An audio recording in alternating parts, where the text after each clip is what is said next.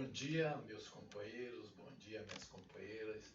Estamos aqui hoje em mais uma edição do nosso programa na página da Assembleia Legislativa, que é o programa da liderança do partido e da bancada do Partido dos Trabalhadores aqui na Assembleia.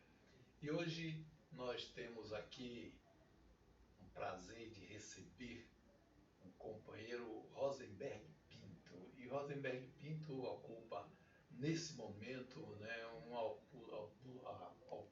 posição estratégica nesta casa, porque ele é o líder do governo. E eu começaria aqui dizendo que parabenizo o governador Rui Costa pela escolha que fez. Nós estamos vivendo, principalmente nesse período, porque hoje se completa 100 dias, se completou 11 de maio, né? Mas nós estamos aqui fazendo uma análise desses 100 dias e houve mudanças profundas, né, na sua relação de governo, né, com a base aqui, que é ampla nesta casa, que são 45 deputados, e o deputado com a sua experiência, né, com a sua trajetória de luta, toda essa formação facilitou e muito essa sua posição de líder da maioria, pela facilidade, né, como ele é muito experiente, pela facilidade com que trata com seus pares, pelo respeito que tem, e isso resultou numa melhoria muito importante na relação base e governo. E nesse período nós tivemos, por incrível que pareça, vários projetos, e não foi um só, aprovados por unanimidade da Casa, de forma consensual, oposição, governo, coisa difícil de acontecer no parlamento pelas suas próprias diferenças. E eu atribuo isso muito à forma como vem sendo conduzida pela liderança da maioria do governo. Por isso, deputado Rosenberg, é um prazer ter a sua presença, é uma honra, e a gente poder fazer uma avaliação para os nossos companheiros e para todos os internautas, né, desse período que foi muito importante, que eu acredito já consolidado. Agora vamos percorrer esses 4 anos com muito mais tranquilidade. Primeiro, Marcelino, quero parabenizar você, a toda a área da comunicação da liderança do partido, que construiu esse programa, um programa que já tem uma audiência significativa, e parabenizar todos os telespectadores. O Minuto da Democracia, e dizer que você fez uma inovação. Eu que passei aqui pela liderança, vejo que ela está mais dinâmica e é natural, e eu acho que também tem a sua marca nesse processo. Realmente, 100 dias aqui na Assembleia Legislativa, numa nova modelagem de relação entre governo, oposição, entre a liderança do governo e o próprio governo. Quando eu fui convidado pelo governador Rui Costa para assumir essa tarefa, lógico que eu coloquei para ele qual era a minha maneira de tratar as questões. Quero aqui dizer que o deputado Zé Neto foi um grande líder na casa, mas é lógico que temos personalidades diferentes, jeitos diferentes. O objetivo aqui é votar para o governo. Então, o Zé Neto fez isso da sua maneira e eu estou, obviamente, tentando fazer da minha maneira. É lógico que há um sentimento na casa de que a gente pode estar dialogando um pouco mais. Eu tenho evitado votar aqui os projetos basicamente de urgência. Ou seja, eu tenho evitado as urgências, o que cria a possibilidade desses projetos serem debatidos nas comissões, que é uma grande exigência da sociedade e dos diversos parlamentares, que tenha mais dinamismo nas comissões. Eu acho que isso facilita, eu acho que tem ajudado. São 100 dias aqui em que nós votamos diversos projetos, alguns deles, como você falou, ou talvez a maioria, de forma consensuada aqui na casa. Obviamente fizemos os debates, ajustamos onde nós podemos ajustar e votamos os projetos de interesse tanto do governo quanto interesse de deputados aqui na casa. E eu estou muito feliz que a gente possa efetivamente estar num momento de dificuldade da economia, onde a maioria das pautas são pautas negativas na relação do parlamentar com a sociedade, sempre fazendo ajustes, ou seja, às vezes reduzindo cargos, às vezes reduzindo determinados procedimentos que eram uma prática no passado, a gente reduziu. Nós estamos agora com a greve dos professores universitários. Um dos pontos de pauta é a mudança que nós fizemos o ano passado, alterando de 8 para 12 a permanência dos professores em dedicação exclusiva em sala de aula. E é lógico que isso já é ponto de pauta, eles reivindicam que volte para 12. Então são pautas, na maioria das vezes, negativas do ponto de vista da relação do parlamento com segmentos organizados da sociedade.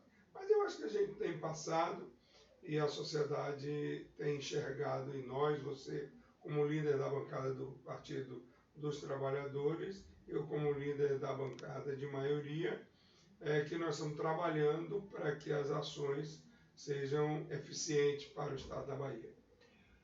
Mas, deputado, eu queria registrar aqui também como um fato positivo nesse período da sua condução, porque é muito importante que os deputados conheçam a sua pauta, né? O que está tramitando nesta casa. Eu acho que a sua ação nesse sentido, ela foi muito pedagógica, porque à medida que o deputado se sente informado do que está votando, ele vai ali, atua com muito mais segurança, ele faz questão de estar presente. Eu acho que isso também no seu período foi muito bom, porque ele traz essa possibilidade dos diversos mecanismos que foram criados de informar, né? Para que o deputado ele aprofunde, conheça o projeto, tanto de origem dos próprios deputados, e esse debate na comissão ele é extremamente necessário, né? Ele facilita isso, como o conhecimento principalmente dos projetos oriundos do Executivo. Na realidade, era uma queixa dos diversos deputados que é desconhecido o conteúdo do projeto de lei. Nós montamos uma assessoria, quero parabenizar a nossa assessoria que tem trabalhado isso, onde faz o levantamento de todos os projetos, faz um arrazoado sobre ele e apresenta para todos os deputados, além de uma reunião periódica de líderes e vice-líderes, que a gente faz esse debate sobre os projetos. Aqueles mais complexos, a exemplo de alguns aqui que nós votamos, que diz respeito ao empréstimo para a Embasa, ou alguns que diz respeito a mudanças, a exemplo de uma redução de dívida daquelas dívidas oriundas do Baneb para o Desembaía. Nós trouxemos aqui os atores interessados, o presidente da Embasa, o presidente da Desembaía, que vieram aqui para líderes e vice-líderes apresentar o projeto. Eu acho que com isso os deputados ficam mais conscientes do que nós estamos votando. E acaba aquela pecha de que deputado aqui vota sem conhecer projeto. Isso não existe nesse momento. Eu estou fazendo questão, inclusive, de enviar esse ponto de debate, inclusive para deputados de oposição, porque facilita também para que eles tenham uma opinião sobre esse projeto e possamos debater nas comissões e também no plenário, sabendo exatamente o que é que nós estamos votando. Talvez isso ajudou até que tivéssemos votado o projeto por consenso aqui na casa. Eu acho que, bom, todos têm ajudado, também líderes e vice-líderes têm participado, vocês estão feito reuniões permanentes às terças-feiras, ajuda bastante. e o dinamismo da casa, aí fruto não só da minha liderança. Eu não posso negar aqui que também tenho tido uma receptividade muito boa da liderança de minoria. Me surpreendeu positivamente a liderança do deputado Tagino Machado, que sempre foi muito brigão aqui na casa, e como líder ele mudou consideravelmente, está muito mais aberto ao diálogo, ao ponto de uma conversa que eu tive com ele, ele me diz, olha, eu perdi o meu discurso, porque eu antes discursava por Tagino, agora eu tenho que discursar pela bancada, então eu tenho que mediar, eu não posso fazer um discurso tão duro como eu fazia, e não posso fazer um discurso mais mole como poderia ser de alguns dos deputados. Então eu tenho que encontrar uma posição mediana. Eu acho que isso tem ajudado que a gente possa tocar os projetos aqui na casa. Mas eu acredito também que a bancada do PT, e aqui nós estamos falando muito para o nosso partido, né? E essa relação partido e bancada, né, que também melhorou muito, né? Aqui nós temos as nossas reuniões, já virou tradição a participação, né, da executiva, e não é só do presidente do partido, mas é da executiva, com um número significativo de membros. Já tivemos reunião aqui com quase a totalidade da executiva, e essa relação com a nossa militância, né? Verdade. A militância que não está no parlamento, mas que constrói esse partido e que precisa saber do que esse partido está fazendo aqui. De forma que eu acredito que nós precisamos aprofundar esse método, né? Cada vez mais de debater, de se relacionar com a nossa militância, porque isso também eu acho que ajuda e muito, não é? Esse sentimento de pertencimento real, e que nossa militância influa, né? Procure dialogar, procure os seus deputados, procure a bancada, porque também nós passamos a discutir muito com representação dos trabalhadores, né? Aqui já vieram diversos sindicatos, né, das mais amplas áreas de representação dos trabalhadores, movimentos populares, né, movimento de luta pela terra, movimento de luta, movimentos ambientalistas, enfim, circula aqui toda a diversidade, que está presente na sociedade, e essa representação. Então também não foi um diálogo só voltado para as bancadas, né, do governo, mas sim para as representações sociais. Eu acho que o PT aqui na casa, ele tem ajudado bastante com relação a validar o debate democrático. É o PT quem realmente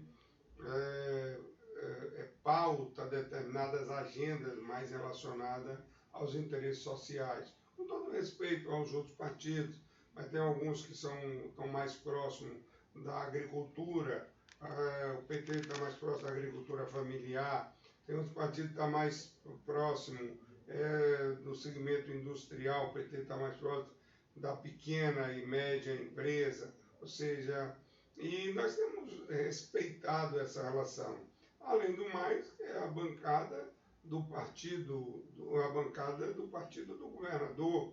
Então, para além das questões do executivo, também a gente tem debatido aqui, mediado ações muito interessantes para as organizações sociais de interesse coletivo. Então, isso já é da prática do PT, e é verdade, a participação da executiva aqui também qualifica, certo, o nosso debate, uma vez que eles trazem para aqui as demandas de interesse da nossa militância e da sociedade que acreditou e acredita nos parlamentares que elegeu. Bom, aqui tem um nosso companheiro, Ironei Menezes, né, que aqui pede que faça uma pergunta para o deputado sobre as reformas, né, do governo Bolsonaro, né?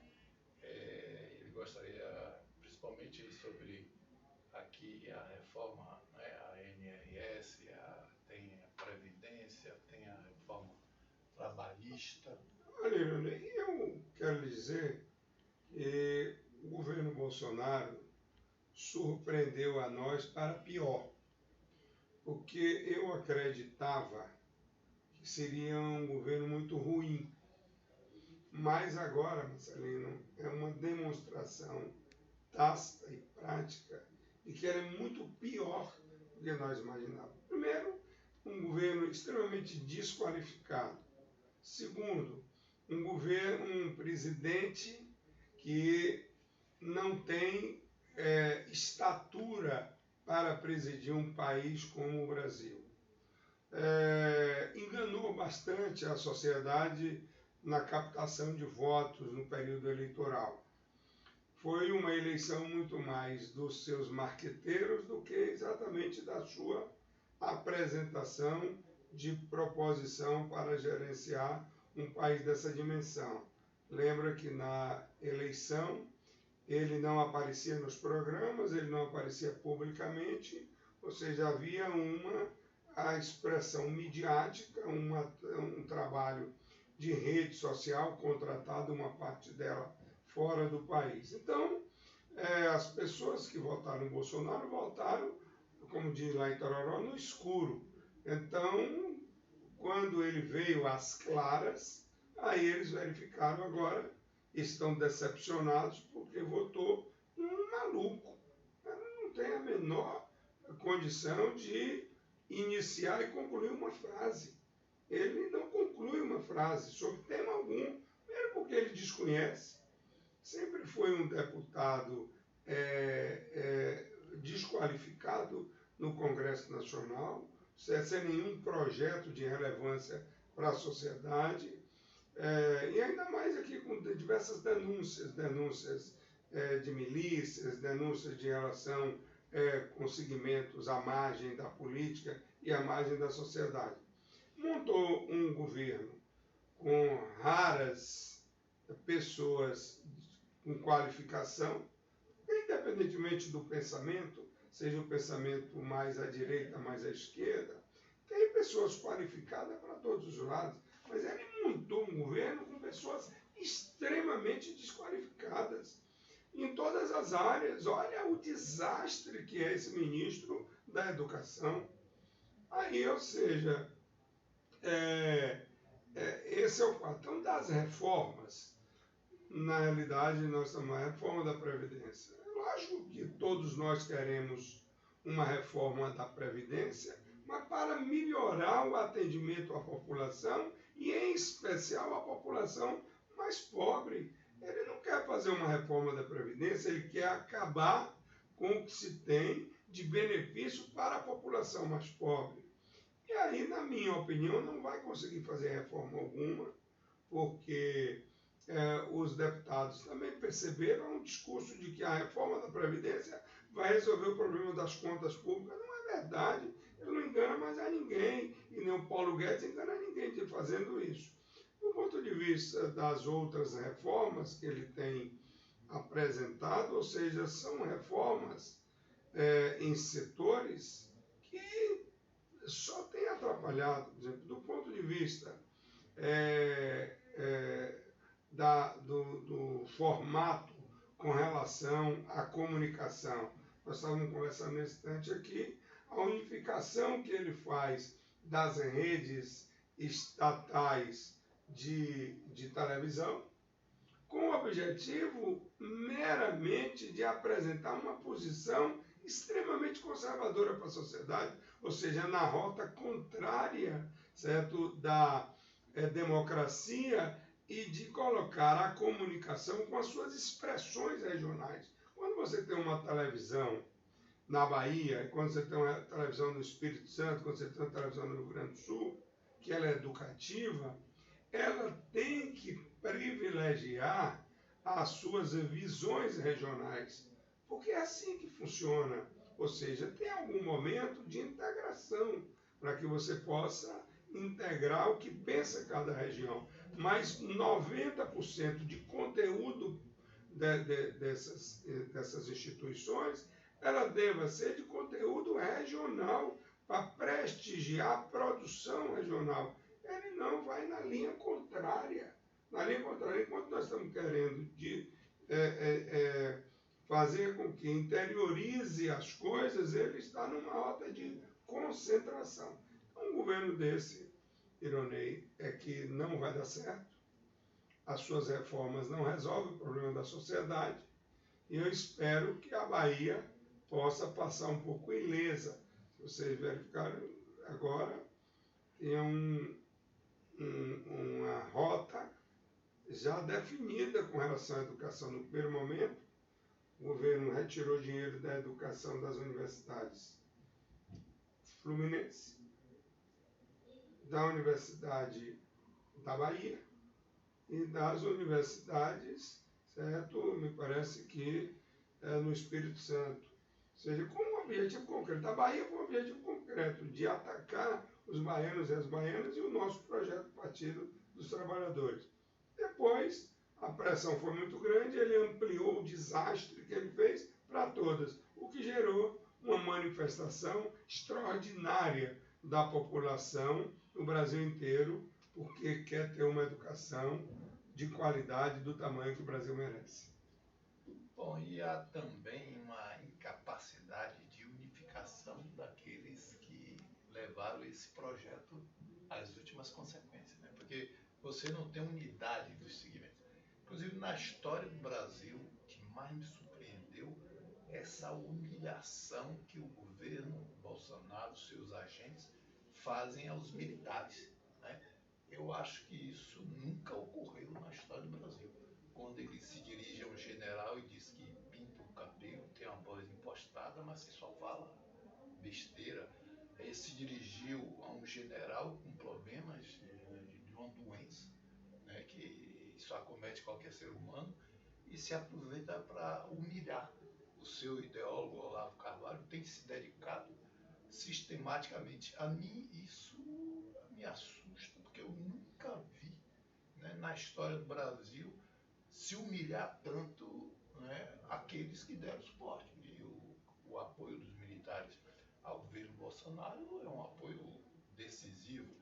Os empresários rurais do campo, quando ele vai aos Estados Unidos e facilita a intermediação, descredencia, vai ao Oriente Médio, agride os árabes e se inviabiliza um negócio que o Brasil mais se desenvolveu no mundo, que é produzir ali proteínas de origem animal para aquele mercado, e segue de forma, né, tão grosseira, desunindo, desarticulando a unidade que foi possível de chegar ao governo. Agora, as consequências disso, vocês tenham certeza que o povo brasileiro aqui, esse país está sendo destruído, e principalmente de forma avassaladora, direitos sociais das classes trabalhadoras, que vai nos dar muito trabalho esse processo de reconstrução.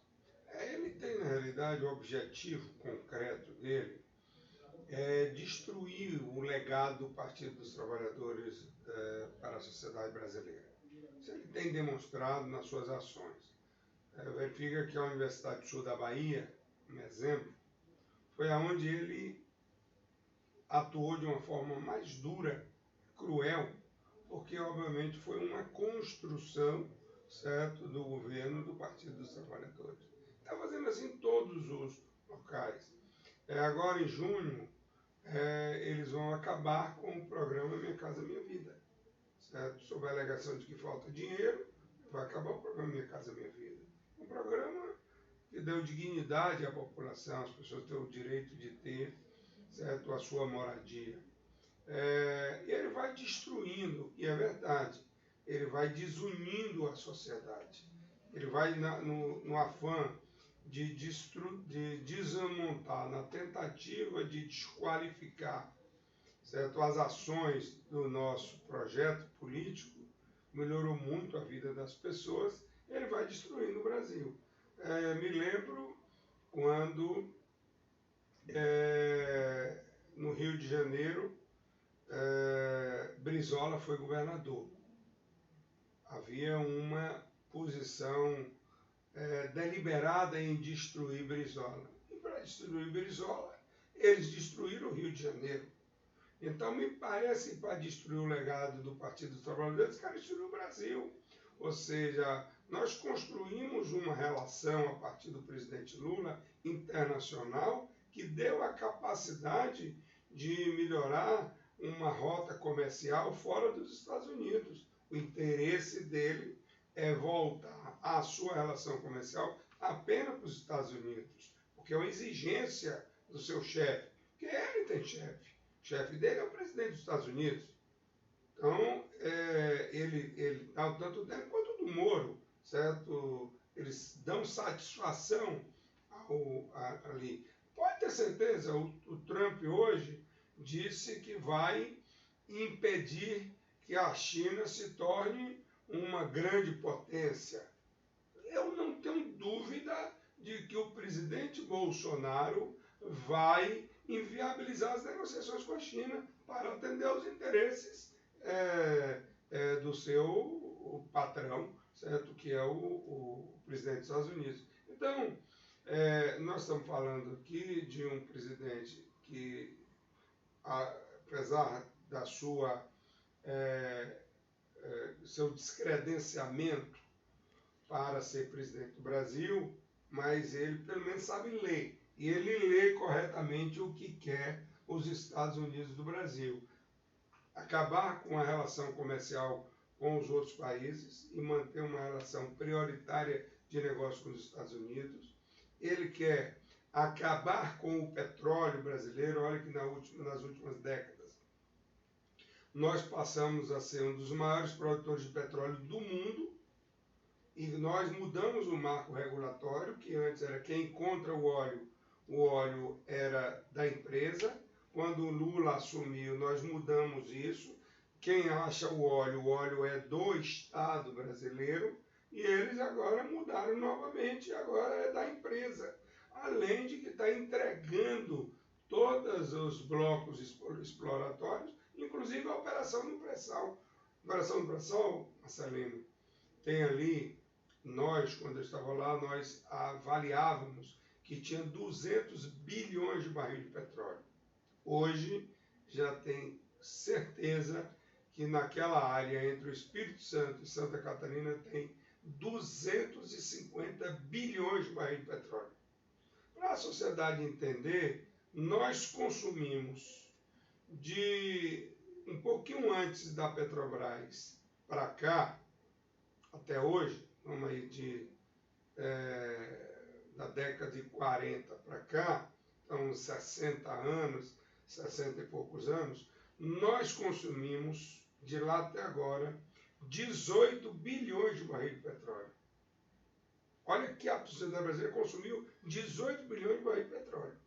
Nós estamos falando de um local que nós temos 250 bilhões de barris de petróleo. Veja quanto tempo nós vamos sobreviver com petróleo, que é a principal commodity do mundo. Agora, o que acontece? Ele está entregando tudo isso para as empresas multinacionais, que foi parte, certo, do golpe a Dilma, e ele está pagando isso, entregando e tal. Então, muda a rota comercial, entrega o petróleo, certo, e desconstrói a unidade brasileira, certo, tirando a unidade dos setores interessados em melhorar o desenvolvimento econômico do Brasil.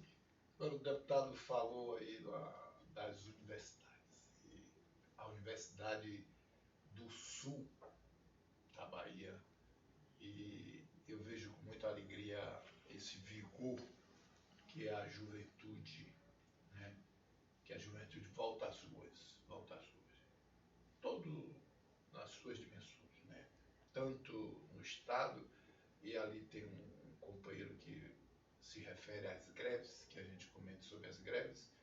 As greves, elas são sagradas, porque é o instrumento de luta da classe trabalhadora, e todo trabalhador tem que afirmar o seu direito à greve, né? Sabendo nós que, mesmo sendo aqui governo, nós temos, né, esse ônus a cuidar, nós temos que administrar, nós temos que gerenciar ela de forma mais democrática possível, que haja acordo.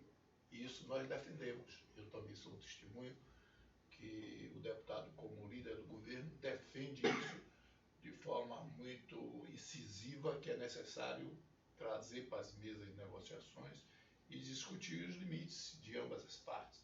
E que a gente continue construindo, né, consolidando a nossa democracia. Mas essa destruição da Universidade do Sul da Bahia, que tinha um método revolucionário ali, que não era, integrava a universidade aos colégios secundários, preparava a juventude local, que com acesso àquela escola já em relação com a universidade, melhorava em muito a qualidade do seu ensino, e a gente poderia, o que viabilizar a entrada daquela juventude para fazer um curso de medicina, de engenharia, coisa que não acontece em outras universidades. Como o vestibular e o Enem ele é nacional, você tem certos cursos que só tem acesso à juventude de outros estados. Então, essa destruição desse método que estava em curso sendo praticado, ela traz um prejuízo à nossa juventude muito grande. Eu não tenho dúvida, porque nós melhoramos o acesso à universidade, seja do ponto da criação de uma nova metodologia para dar acesso às universidades, apresentamos também a alternativa com as de cotas, que obviamente não é a solução, mas atende imediatamente uma demanda represada de segmentos que não teriam oportunidade de entrar na universidade se nós não tivéssemos criado esse mecanismo. É lógico que é algo que tem tempo para começar e para terminar, mas ainda é fundamental a manutenção das cotas para diversos setores nas universidades brasileiras.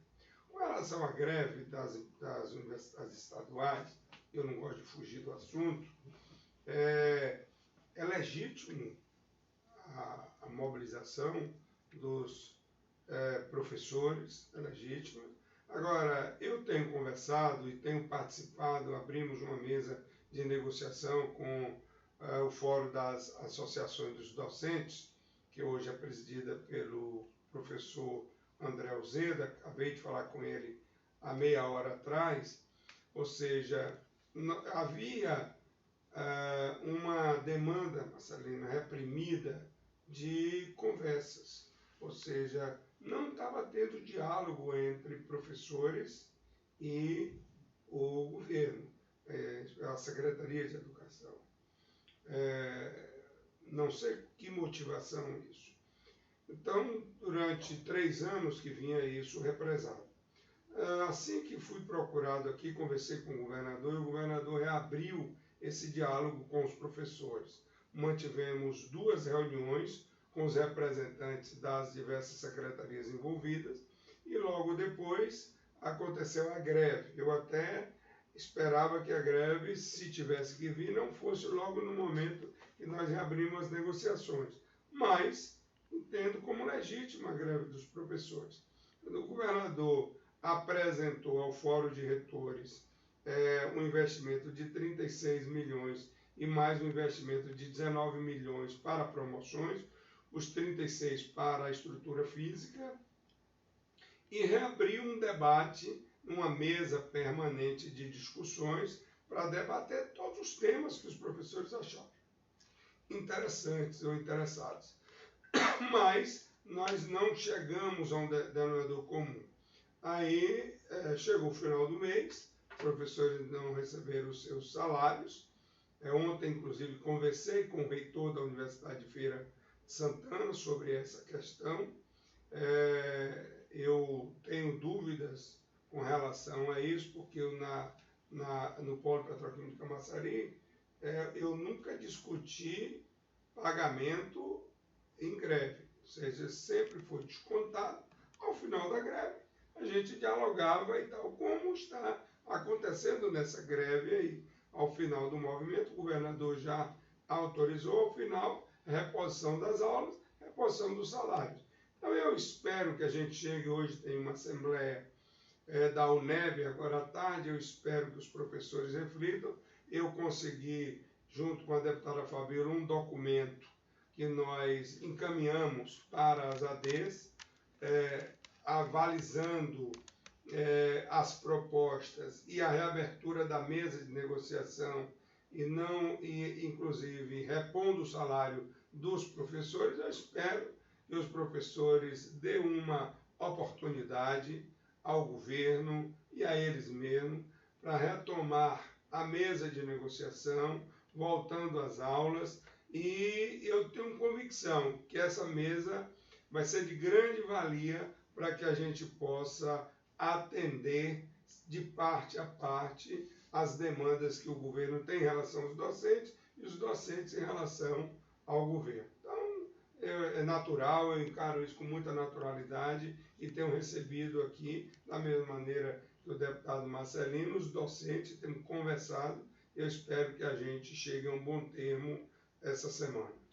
Então, Deise, eu também queria lhe dizer que você pode ficar à vontade de nos procurar, porque o nosso maior propósito, de forma determinada, é mediar no sentido de ter a melhor solução para as nossas universidades e para os nossos professores, que são os elementos fundamentais, né, de uma universidade. Então, dialogar com os professores, com os estudantes, para que a gente possa ter uma solução. Inclusive, a bancada dos trabalhadores participou quase na sua totalidade naquela audiência pública que se discutiu a situação das universidades estaduais em respeito, né, ao que é uma universidade, em respeito aos professores. Então, nós estamos à disposição.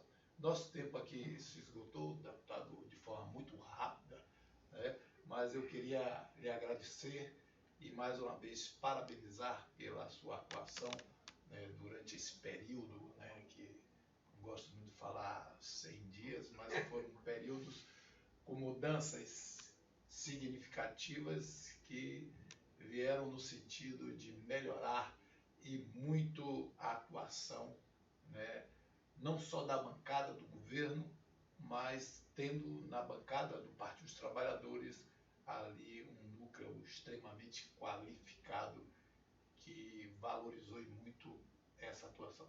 Então, nós temos que continuar nesse sentido e muito obrigado pela sua presença. Eu agradeço, Marcelino, essa participação e parabenizo a você por essa iniciativa, e a bancada do Partido dos Trabalhadores realmente ajuda e muito nessa relação com a liderança do governo. Eu sou líder do governo a convite do governador Rui Costa, mas devo muito ao Partido dos Trabalhadores, porque aqui essa experiência que Marcelino falou inicialmente aqui foi fruto também, certo, do que eu aprendi dentro da nossa bancada, com todos os parlamentares que me ajudaram bastante a que eu pudesse hoje ser convidado, e tenho um orgulho imenso disso, pelo governador Rui Costa para substituir uma pessoa extremamente qualificada e importante como líder de governo, foi meu querido amigo e hoje deputado federal Zé Neto. Parabéns, Marcelino. Um abraço.